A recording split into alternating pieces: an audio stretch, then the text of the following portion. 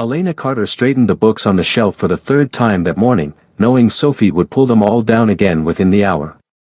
That was life in the Westfield mansion, a constant cycle of organizing, caring, and remaining invisible. She had worked here for 2 years as a nanny, and in all that time, her employer had probably spoken fewer than 50 words directly to her. Cameron Westfield was a technology billionaire, one of those men whose face appeared on magazine covers and business news segments. At 36, he had built an empire from nothing, creating software that revolutionized how hospitals managed patient data. He was handsome in that effortless way some men are, with dark hair that always looked slightly tousled and green eyes that seemed to see through complex problems but never seemed to notice the woman who cared for his daughter. Sophie burst into the playroom, her pigtails bouncing. "Elena, can we paint today? Please, please, please." Elena smiled warmly at the 7-year-old. Sophie was the light of her days, a sweet child with her father's green eyes and her late mother's gentle spirit. "Of course, sweetheart. Let me get the supplies." As she set up the art station, Elena heard voices drifting from the main living area. Cameron was home early, unusual for a Wednesday afternoon. She recognized the other voice immediately. Vivian Ashford, his girlfriend of 4 months, spoke in that particular tone she used when she wanted something. "Cameron, darling, I simply must have an answer about the charity gala. We need to confirm our attendance." Elena focused on opening paint jars, trying not to eavesdrop, but sound carried easily through the vast, marble-floored rooms. "I'll check my schedule," Cameron replied, sounding distracted. "You always say that. Sometimes I wonder if you even enjoy spending time with me." There was a pause. Elena found herself holding her breath. "Vivian, I have a lot on my mind right now. Can we discuss this later?" "Fine." Vivian's heels clicked sharply against the floor. "I'm going shopping. Don't wait up." Elena heard the front door close with more force than necessary. She glanced at Sophie, who was already absorbed in mixing colors on her palette, oblivious to the adult tensions swirling around her. "Elena?" Cameron's voice startled her. She turned to find him standing in the doorway of the playroom, his tie loosened and exhaustion etched across his features. "Could I speak with you for a moment?" Her heart skipped. In 2 years, he had never sought her out for a private conversation. "Of course, Mr. Westfield." He gestured for her to follow him to his study. Sophie barely looked up from her painting. Inside the wood-paneled room, surrounded by floor-to-ceiling bookshelves and awards, Elena felt acutely out of place. "I wanted to inform you about a change in plans," Cameron began, not quite meeting her eyes. He had a habit of looking just past people when he spoke, as if addressing the air beside them. "I'm taking Sophie on vacation. 10 days in the Caribbean, starting this Friday." "That's wonderful," Elena said, genuinely pleased for Sophie. "She'll love that. You'll be joining us." He said it matter-of-factly, as if it were already decided. Elena blinked. "I'm sorry. Vivian and I are going, and Sophie needs supervision. You'll be compensated appropriately for the extended hours." Finally, his eyes met hers, and for a brief moment, she saw something there. Tiredness, perhaps, or a flicker of something she couldn't identify. "I understand," she managed. "Thank you for the opportunity." He nodded curtly and turned his attention to papers on his desk, a clear dismissal. Elena left the study, her mind spinning. 10 days in paradise, watching Cameron and Vivian play happy couple while she remained in the background, caring for Sophie. The thought filled her with an emotion she refused to examine too closely. That evening, as Elena tucked Sophie into bed, the little girl grabbed her hand. "Elena, you're coming on vacation with us, right? Daddy told me." "Yes, I am." Sophie's face lit up. "Good. I don't want to be alone with her." "Sophie, that's not nice. Miss Ashford is your father's friend." The child's expression turned serious, older than her years. "She's not nice like you. And she makes Daddy sad." "I can tell.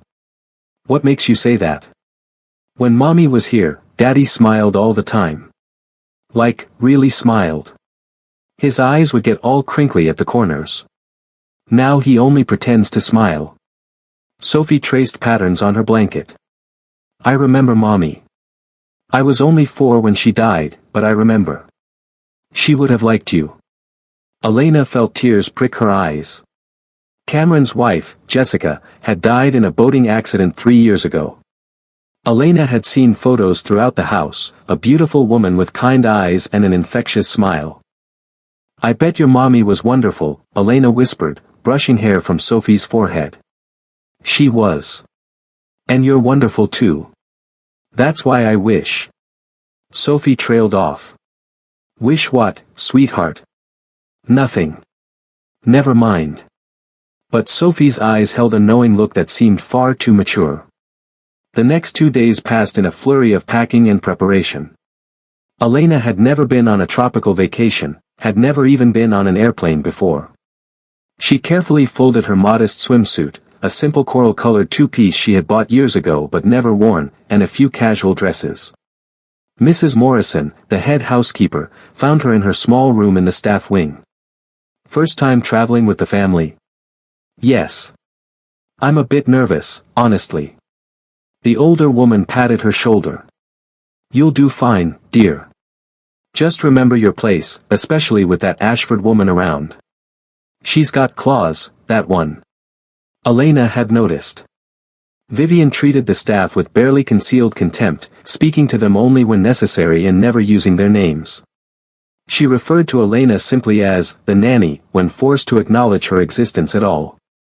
Friday morning arrived with California sunshine streaming through Elena's window. She met the family at the front entrance where a sleek black car waited to take them to the private airport. Vivian emerged from the house in designer sunglasses and a white pantsuit that probably cost more than Elena made in 3 months. Is everyone ready? Cameron asked, checking his watch. He wore dark jeans and a crisp button-down shirt, looking more relaxed than Elena had ever seen him. Sophie's excited, Elena offered, holding the little girl's hand. Cameron's gaze flickered to her briefly, then away. Good. Let's go. The private jet was unlike anything Elena had ever experienced.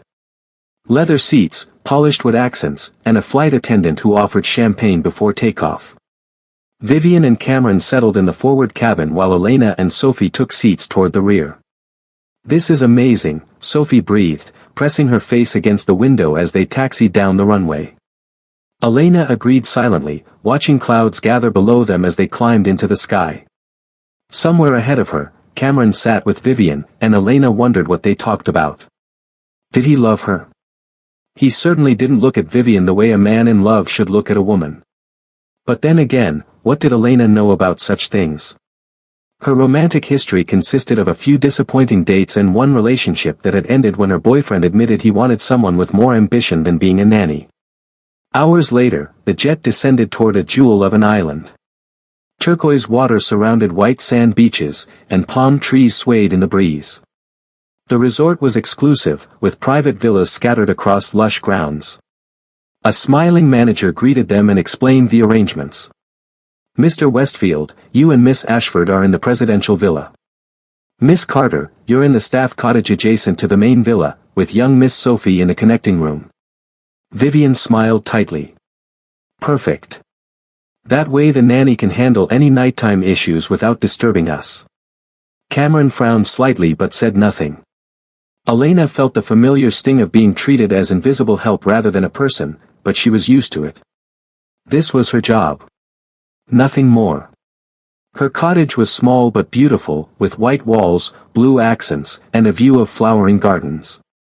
Sophie's room connected through a shared bathroom, and Elena could hear the ocean in the distance. After unpacking, she helped Sophie settle in. Can we go to the beach? Sophie asked eagerly. Let me check with your father.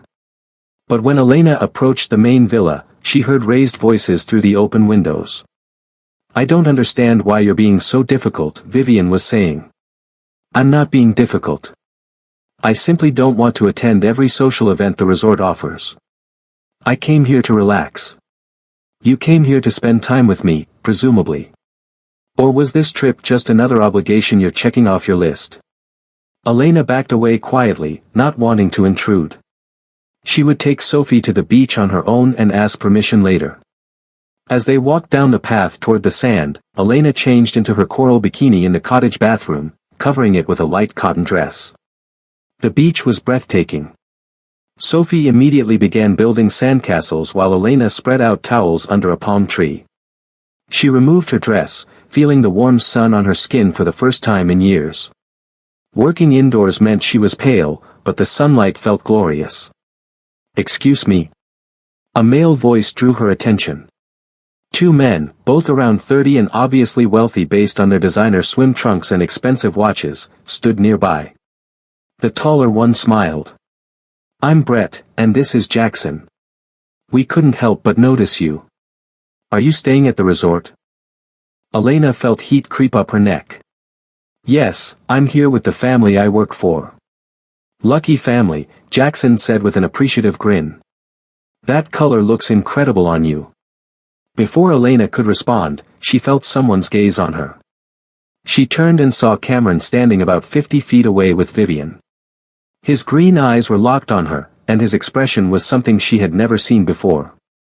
His jaw was tight, his hands clenched at his sides, and he looked almost angry. Vivian was talking, gesturing toward the water, but Cameron wasn't listening. He was staring at Elena, at the two men hovering near her, and something dark and intense burned in his eyes. Then, abruptly, he turned and walked away, leaving Vivian standing alone on the beach, her mouth open in surprise. Elena's heart pounded as she watched Cameron disappear into the palm trees. That look on his face had been so intense, so unexpected, that she felt shaken. Brett and Jackson were still talking, but their voices seemed distant. "So what do you say?" Brett asked. "Would you like to join us for drinks later at the poolside bar?" Elena forced herself to focus. "That's very kind, but I'm working. I need to watch Sophie." "The little girl building sandcastles?" Jackson glanced over. "She seems pretty independent. Surely you get some time off." "I appreciate the invitation, but no thank you." Elena kept her voice polite but firm. The men exchanged glances, then Brett shrugged good-naturedly. "Can't blame us for trying. You're the most beautiful woman on this beach. If you change your mind, we'll be around." After they left, Elena tried to settle back into the peaceful afternoon, but her mind kept returning to Cameron's expression. Why had he looked so angry? And why had he been watching her at all? In 2 years, he had barely glanced her direction. "Elena, look at my castle," Sophie called, covered in sand from head to toe. Elena walked to the water's edge, admiring the elaborate structure. "It's wonderful, sweetheart. You're quite the architect." They spent another hour on the beach before heading back to shower and change. That evening, a note was slipped under Elena's door. "Dinner at 7 in the main restaurant. All 4 of them." Cameron's handwriting was bold and decisive. Elena's stomach twisted with nerves. She had brought only one dress suitable for fine dining, a simple emerald green wrap dress that she had owned for years. She styled her dark hair in soft waves and applied minimal makeup, then went to collect Sophie. The restaurant was elegant, with white tablecloths, crystal glasses, and soft lighting from lanterns. Cameron and Vivian were already seated when Elena arrived with Sophie. Cameron stood as they approached, pulling out chairs for them.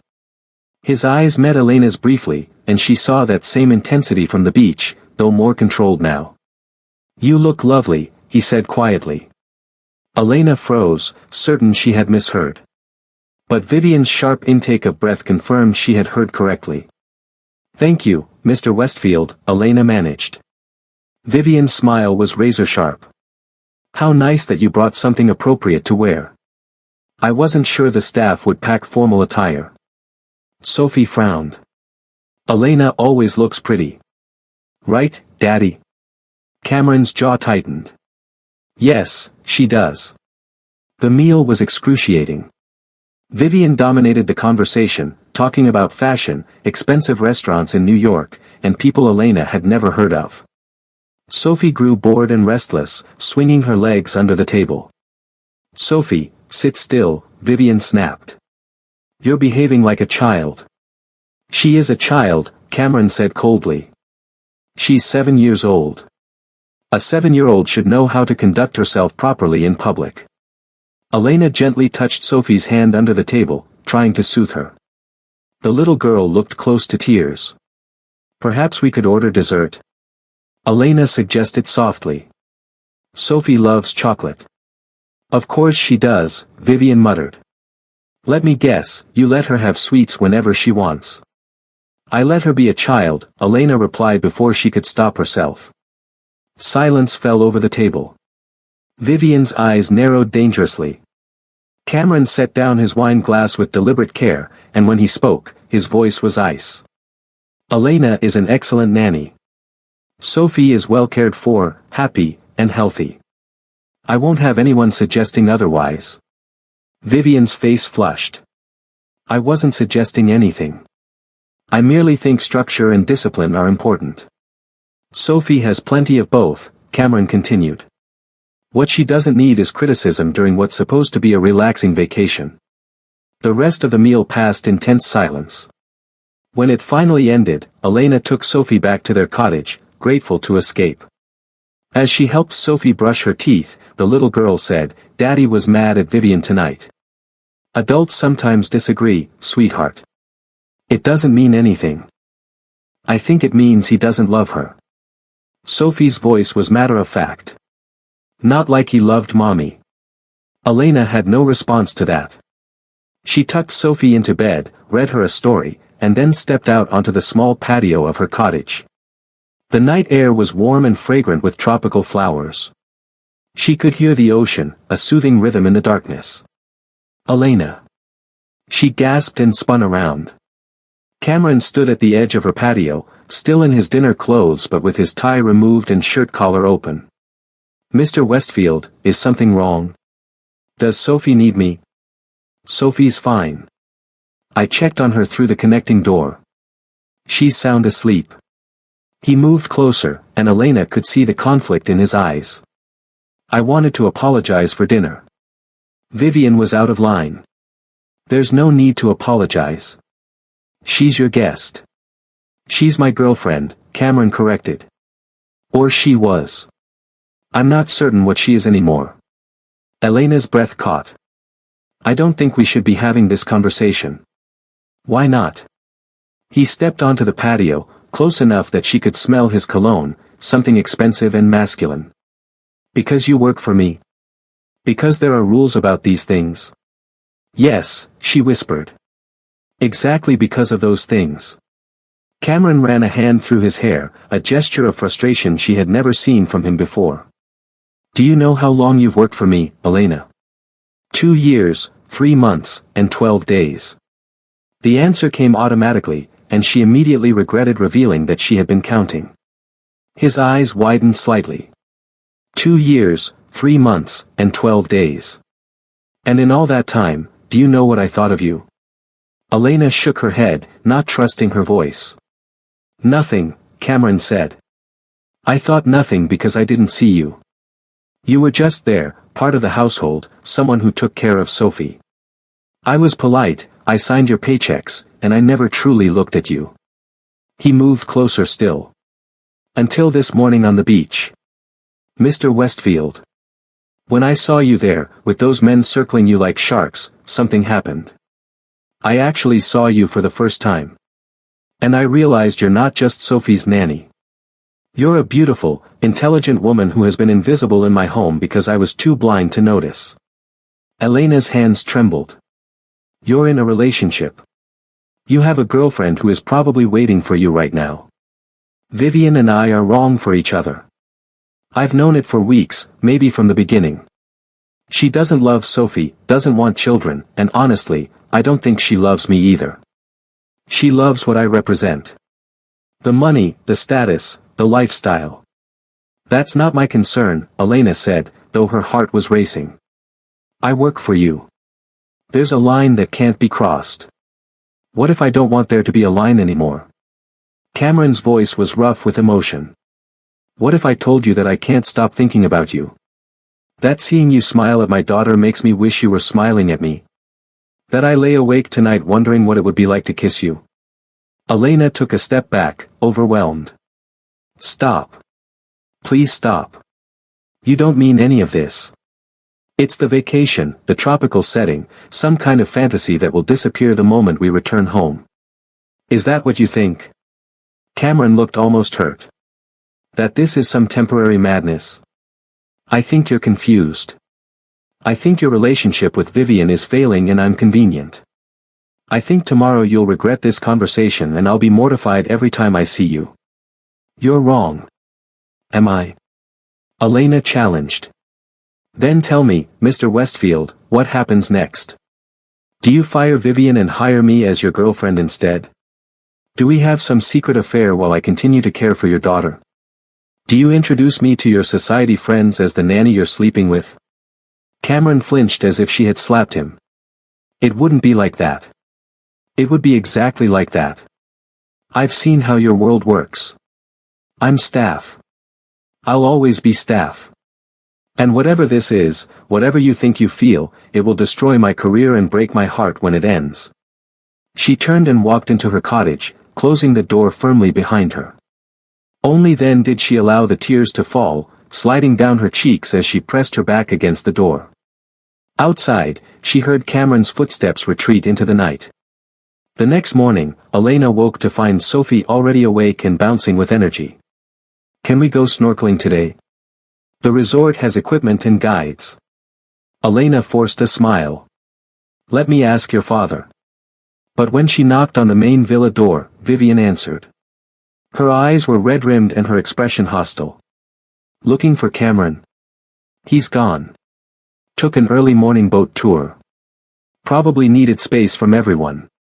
The emphasis on everyone made it clear Elena was included. I just wanted to ask about activities for Sophie. Do whatever you want with her.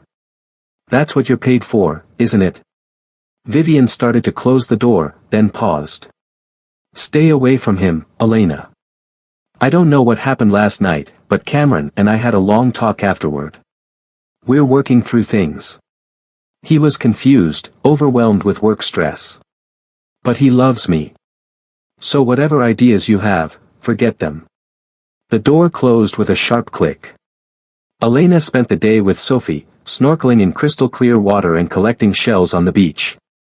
She smiled and laughed with the little girl, but inside, her heart ached. She had done the right thing by rejecting Cameron's advances. So why did it feel so wrong? That evening, as sunset painted the sky in shades of orange and pink, Elena sat on her patio while Sophie napped. She heard voices from the main villa, Cameron and Vivian arguing again. I don't love you. Cameron's voice carried clearly. I respect you, I enjoy your company sometimes, but I don't love you. I'm sorry, Vivian, but this isn't working. It's her, isn't it? The nanny. You're throwing away what we have for the help. Don't talk about Elena that way. And this isn't about her. This is about us, about the fact that we want different things from life. I'll change. I'll be better with Sophie, I promise. You shouldn't have to change who you are. And I shouldn't have to pretend I'm happy when I'm not. Elena heard sobbing, then the sound of Vivian's heels on the walkway. She watched from her patio as Vivian stormed toward the main resort building, phone pressed to her ear, probably arranging an early departure. Silence settled over the villas. Elena sat frozen, unsure what to do. Then Cameron appeared, walking slowly toward her cottage. She's leaving tomorrow morning, he said without preamble. Taking the first flight back to Los Angeles. I'm sorry, Elena said, and she meant it. Don't be. It was the right thing to do. Cameron sat on the patio steps, looking exhausted. I handled everything badly.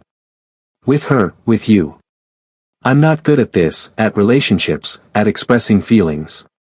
You don't have to explain anything to me. Yes, I do. He looked up at her. Everything you said last night was valid. The power imbalance, the complications, all of it. But Elena, I need you to know that what I feel isn't confusion or convenience. When I saw you on that beach, it was like waking up from a 2-year sleep. Suddenly you were all I could see. Elena's throat tightened. Cameron. I know I'm your employer. I know this is complicated. But I'm asking you to give me a chance. Not now, not here, but when we get home. Let me take you to dinner. Let me get to know you as a person, not as Sophie's nanny. Let me prove this is real. And if it doesn't work out, if we try and fail, then we'll deal with it like adults. I promise you won't lose your job, won't lose your place in Sophie's life. But please, don't say no because you're afraid. Elena looked at him, really looked at him, and saw vulnerability she had never imagined Cameron Westfield capable of showing. I need time to think. Take all the time you need, he said softly. I'll wait. The remaining week in the Caribbean passed in a strange limbo. Vivian departed as promised, leaving the three of them to navigate the vacation without her presence. Cameron gave Elena space, never pressuring her, but his attention was constant. He noticed when she laughed at something Sophie said. He brought her coffee in the morning exactly how she liked it. He asked her opinion on activities and actually listened to her answers. It was terrifying and wonderful in equal measure. Sophie, perceptive as always, noticed the shift. Daddy's happy now, she said one afternoon while building sandcastles. He smiles like he used to with Mommy. He's just relaxed because he's on vacation, Elena deflected. No, it's because Vivian's gone. And because he looks at you now. Elena's cheeks burned. Sophie, that's not appropriate to say. Why not? It's true. I see him watching you. And I see you watching him too. Sophie grinned. I think it's nice. On their second to last day, Cameron asked Elena if she would join him for a walk on the beach after Sophie went to sleep. She agreed, her heart hammering as she changed into a sundress and sandals. They walked in comfortable silence for a while, waves lapping at their feet, before Cameron spoke. I've been thinking about what you said. About the complications, about how people would perceive us. And? Elena prompted. You're right. It won't be easy. People will judge, will assume things. Some of my business associates might raise eyebrows. Your friends might question your motives. He stopped walking and turned to face her. But I don't care. I've spent 3 years living half a life, going through motions, building my company while my personal world stayed frozen in grief. Jessica's death broke something in me. I threw myself into work and forgot how to feel anything real. Elena listened, her chest tight with emotion. Then you wore that coral bikini and smiled at those men, and something inside me woke up. Jealousy first, which shocked me. But then I really saw you. How patient you are with Sophie. How you bite your lip when you're concentrating. How your whole face lights up when you laugh. And I realized I've been living in my own house with an extraordinary woman and never noticed because I was too dead inside to see anything. Cameron, Elena whispered. I'm not asking you to be my girlfriend tomorrow. I'm not asking you to risk your career or your reputation. I'm just asking you to consider the possibility that this could be real. That we could build something genuine, something worth the complications. Elena looked out at the moonlit ocean, emotions churning like the waves. I'm scared, she admitted. I'm terrified, actually. You're my employer. You're wealthy and powerful and you could hurt me so easily.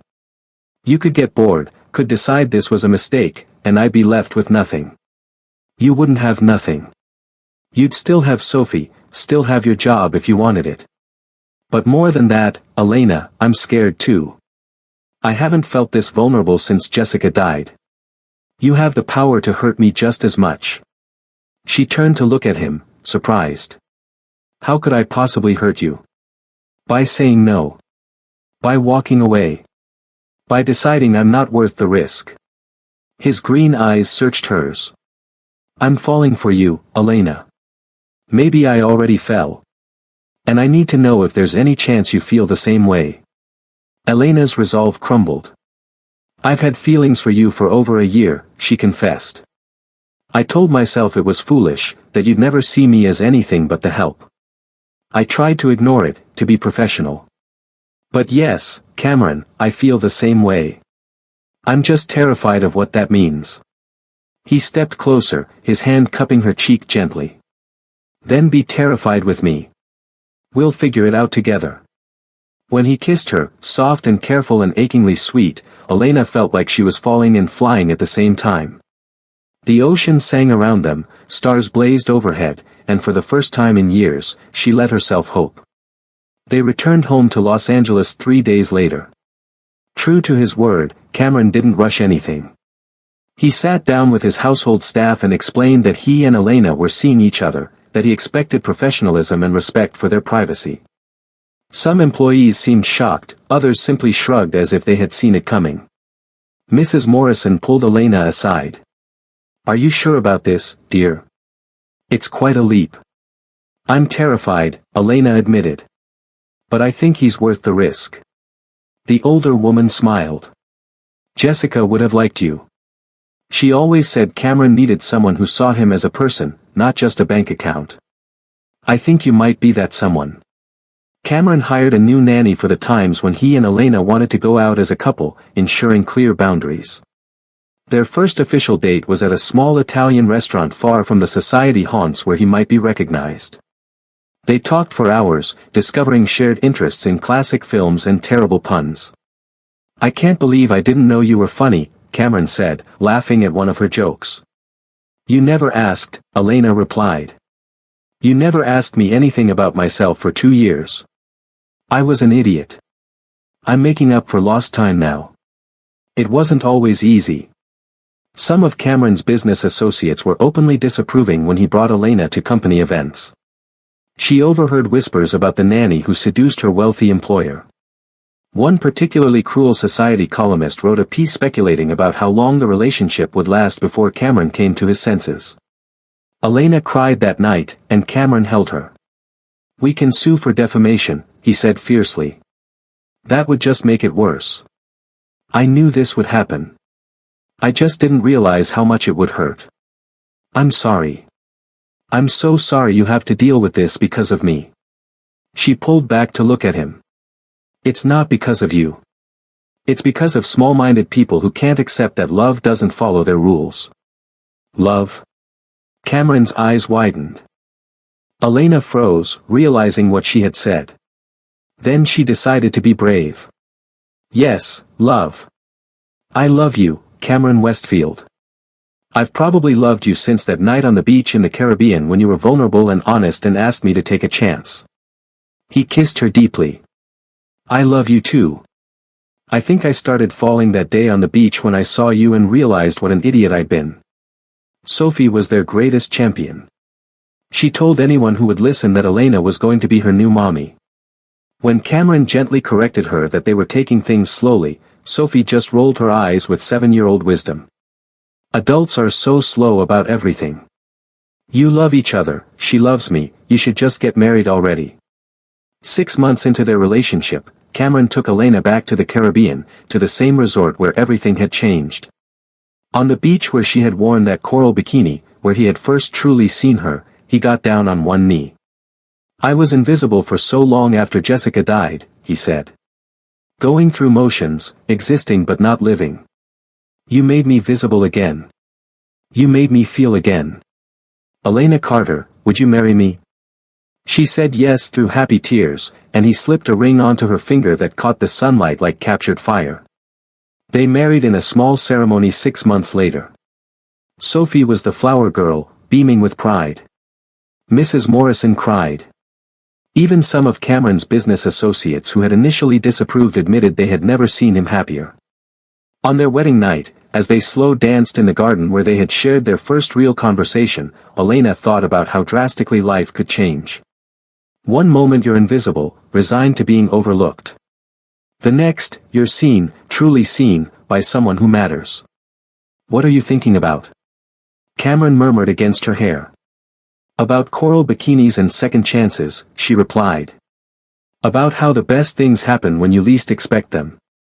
He pulled back to look at her, his eyes crinkling at the corners with genuine happiness. The smile Sophie had talked about, the one that meant he was truly content. I love you, Mrs. Westfield. I love you too, Elena said. Even when you didn't notice me, even when I was invisible, even when this seemed impossible. I loved you then, and I'll love you forever. They kissed under the stars, no longer employer and employee, no longer separated by walls of class and circumstance.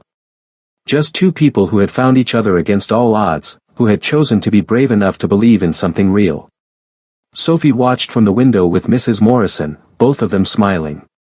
She's good for him, Mrs. Morrison said. She's good for both of them, Sophie corrected. She sees them. Really sees them. That's what makes her special. And in the garden below, Cameron and Elena danced on, visible to each other, seen and known and loved, building a future neither of them had dared to imagine but both now couldn't imagine living without. The impossible had become possible. The invisible had become cherished. And love, patient and persistent, had won against every obstacle placed in its path.